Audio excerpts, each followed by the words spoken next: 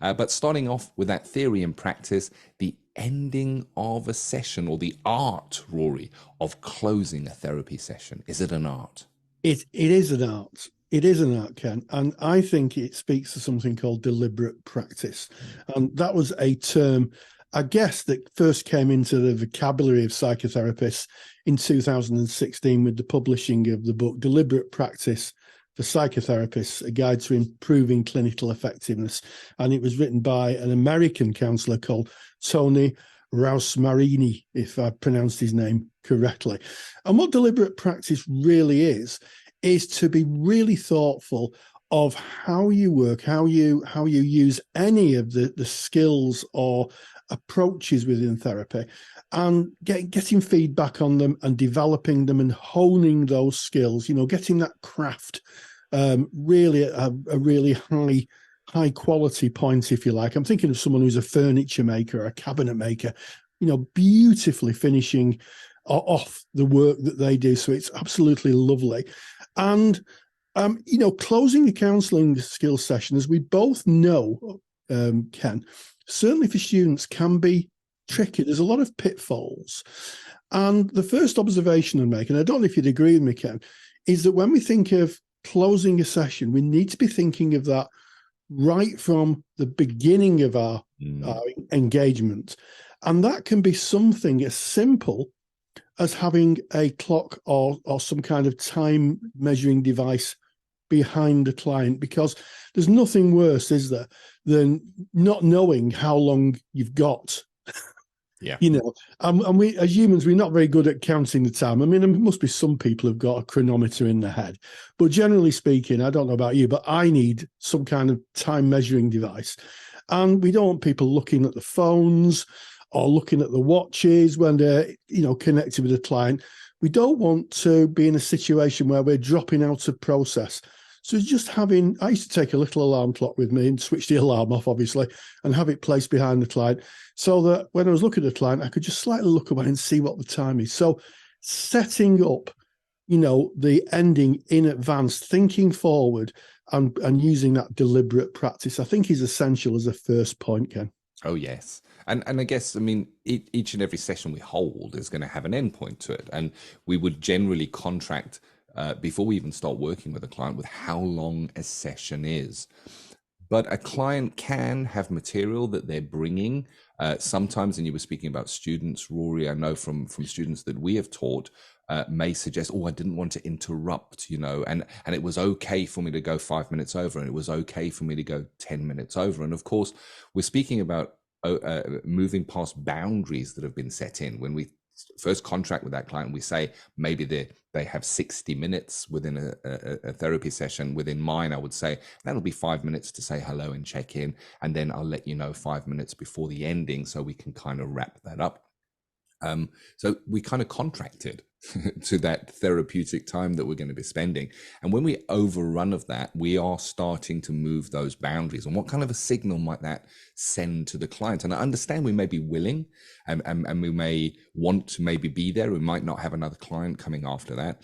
But what can happen when we fall into those habits is that when we do become busy, or maybe take up another position or a job in an agency where we do have a number of clients one after another, we have to factor in that we need to, after a client leaves, maybe process and maybe put some notes down and prepare ourselves to be ready for the next clients. It's unfair to future clients if we're overrunning, and of course to the client that we contracted and gave the boundaries to in the first place. Not wanting to interrupt, as I've already mentioned, feeling that you don't want to look at your watch. What kind of a signal might that send to a client? Oh, I'm so bored of what you're saying, I'm now going to look at my watch to see when this is going to end. So there are some tricks here that you can use. One trick is sometimes you can look at the client's watch. You don't need to be able to see it in great detail to understand where the hands are. So you don't need to be able to read the minutiae of that, but you can sometimes see on a client's watch. If you wear your watch backwards so that the actual watch face sits on your wrist, it's easier to glimpse the time. But as you said, Rory, best practice is keeping your time by having a timekeeping device, a clock, I'm using big words today, big therapeutic words, timekeeping device that you can see. And when I first took this to supervision, what we kind of came out with was that I, in my practice, also want a clock that the client can see. And within my practice, when I was running it, a client had a choice of where they would sit. So whatever seat you sat in, there was a clock there. And within your sight, without having to strain to look at it. And the reason for having a clock that the client can see is because the client also then is able to see when the end of that session is coming, because they know the time boundaries, and they might self-regulate of maybe something that they'll keep for next time rather than delve into now, rather than giving what we call a doorknob ending, where they kind of drop something heavy in at the end. I guess that those are parts of the art of that closing a session, Rory. Absolutely, and yes, you're absolutely right. Having a clock in sight of both yourself and the client is important.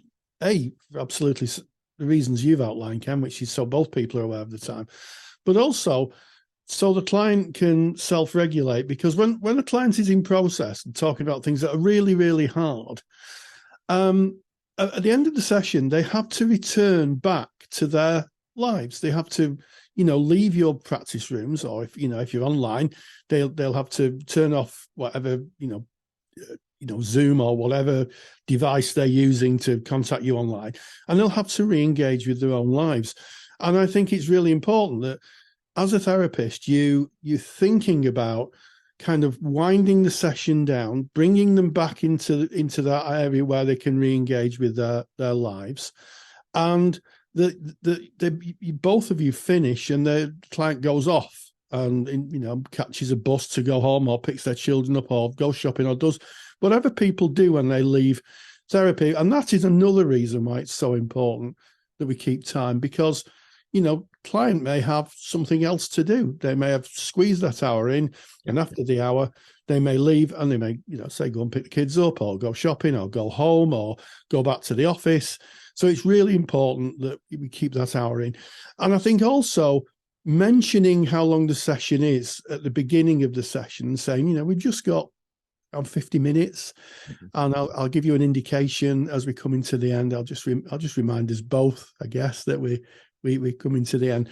So the therapist is taking soft power. I'll call it soft power. They're taking soft power, and they're saying to the client, I'll help manage this for you. And then at the session closes, you say, we've just got about 15 minutes left.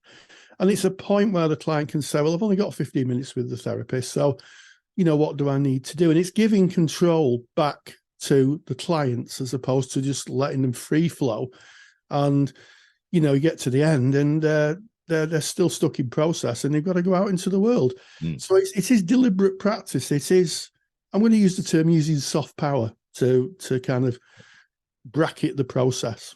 I like it. I like the word soft power, because yes, there is a holding of that space, and that's what we're called on to do. We're holding that professional space, and it occupies a time that has been agreed by both counsellor and client. So there's no surprises there. And I guess what is maybe less respectful to the client is a term like, oh my goodness, wow, we've only got a minute left of the session. Sorry, where has the time gone? Wow, it really flies. We are there to hold that time professionally, and to give that indication that we are approaching the end of the session, and leaving enough time within that we are approaching the end of the session to be able to use the skill perhaps of summary to retouch on what the client has brought, so that they leave with a little neat package of our understanding of what they've brought. Maybe that refreshes their memory of what the session entailed. And it's respectful. And then you might pop that over to the client and saying, now with that, and looking back on the session and touching on all these points that you brought today, I wonder, in our last 5 minutes, how you feel as you get yourself ready for going out into your life and back into your world. So there's a preparation, almost like a holding space there. And it's kind of directed, saying, we've covered that. How might you be feeling as you transition back in? So we're once again acknowledging that closing of the session. And it can be that the client might bring heavy material right towards the end. It happens. That's the real life of counselling. Something that you might say, I wonder how you are as you now going back in, and the client may say, well, I actually wanted to speak about the loss of my mother. And we're now in the last 5 minutes. And as the therapist, we can receive that, and we can recognize that and say, wow, I hear that you want to today maybe to have spent some time speaking about your mother. I recognize that there's probably a lot to go into there, and with only 5 minutes left, I wonder if that would be okay for you to bring that next time. If you choose to bring that, we can really look into it. So there's a way of kind of signposting and recognizing if there is heavy material towards the end of the session, that it's not going to be ignored and, oh, sorry, time up, thank you, next. But there is a holding of, I recognize that, we can look at that again as a way of kind of sticking to the boundary of the ending, but respectfully acknowledging that material that maybe there wasn't time for has been brought towards the end of the session. I like that, Ken. And I think also there's an opportunity to segue. You can say, you brought something that I think needs the respect to look at it with a little bit more time. Perhaps we could look at that in our next session if you wanted another session.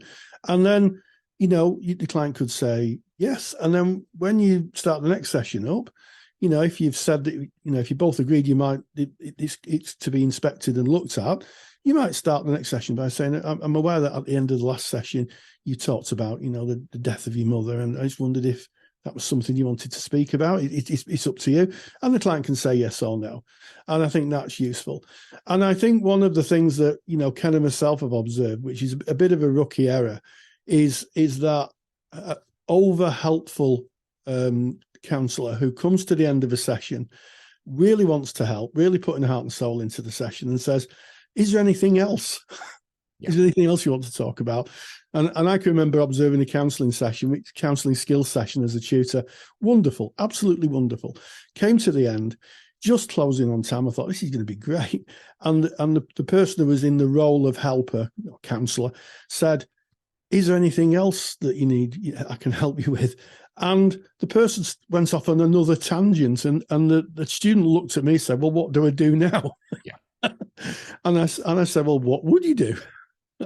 And it was a really good learning opportunity. I think sometimes if you're in a helping profession, you want to help.